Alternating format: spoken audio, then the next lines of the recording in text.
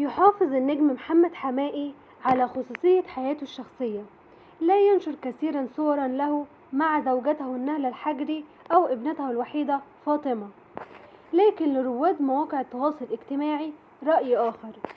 انتشر عبر مواقع التواصل الاجتماعي صورا جديدة تجمع محمد حماقي بزوجته وابنته، يبدو أنهم في مناسبة رسمية مقامة على شاطئ البحر.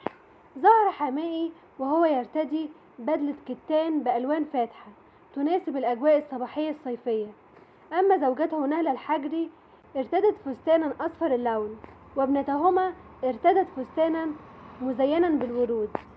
وكان محمد حماقي حكى في لقاء تلفزيوني عن طريقة تعرفه على زوجته قائلا أنه تعرف على زوجته عندما كان يحضر افتتاح مجموعة من أزياء في فيلا خاصة.